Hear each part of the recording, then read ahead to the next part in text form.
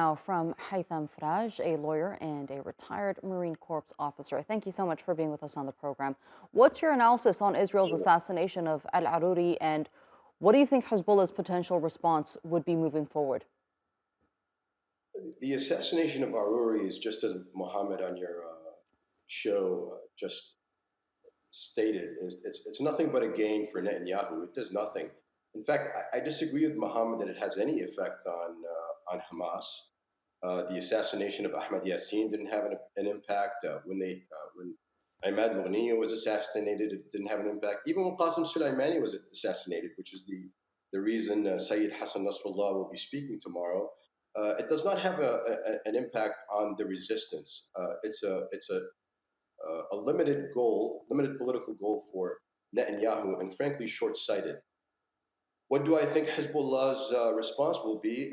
I think I'll leave that to the Secretary General. I don't think Hezbollah will announce what it will do. It has drawn some red lines in the sand.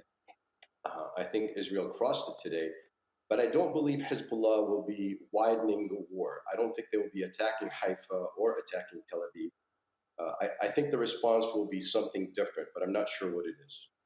I had a guest on earlier who said that no one, not Israel nor Hezbollah, would particularly want to escalate the situation into a wider conflict, but continuous retaliatory attacks between the two sides would eventually cause a spillover effect, and the ramifications of Israel's war on Gaza crossing borders would be devastating to the region. Well, I kind of disagree. I think Israel wants to widen the war.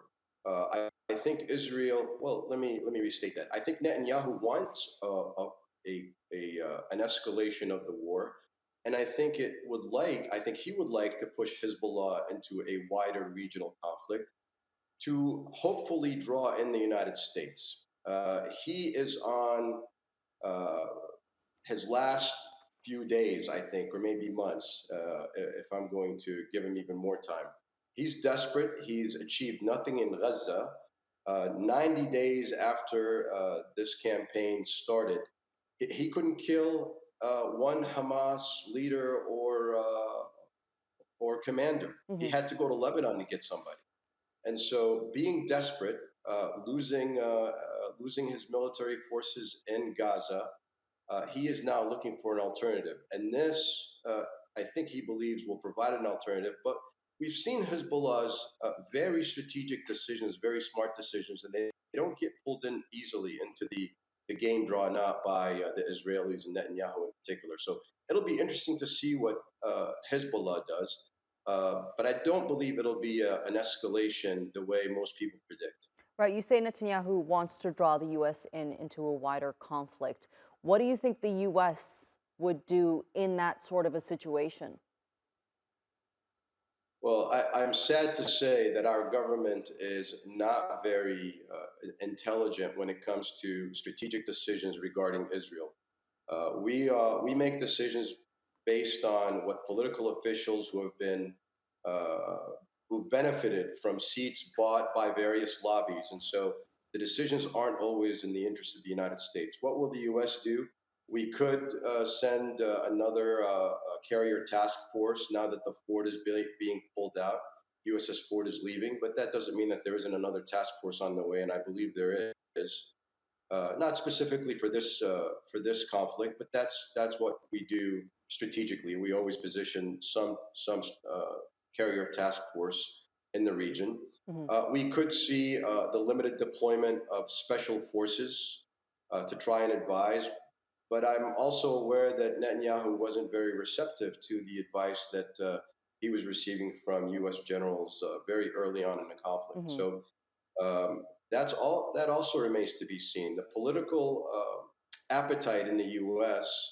Is not for another war, Right. and I think with the elections coming up, we start in February. Uh, I just don't see us going into a wider regional escalation. As you mentioned, Netanyahu has been criticized for not being able to achieve much almost 3 months into this war on Gaza with Hamas, despite their losses, still being able to launch attacks into Israel. He's been pulling brigades out of Gaza. I mean, are they headed to a strategic defeat? I predicted this a long time ago. They are headed for a strategic defeat, but the defeat isn't the strategic defeat isn't military.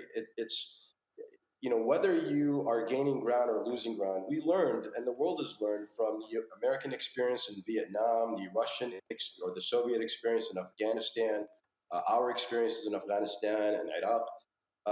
Killing people and destroying things is not that hard for advanced military forces. It's what have you achieved on the ground? And the Israelis have achieved nothing. They haven't won the hearts and minds of anyone. They've turned the world against them. And the Palestinian issue has become everyone's issue in this world.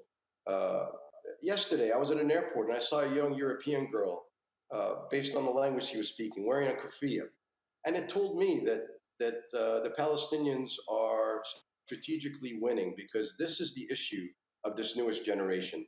Just like South Africa went into the garbage bin of the history with apartheid, so goes Israel. All right, I'm going to end on that note. Haytham Faraj, thank you so much for being with us here on TRT World and Thank you sharing for that having me. analysis with us. I appreciate it.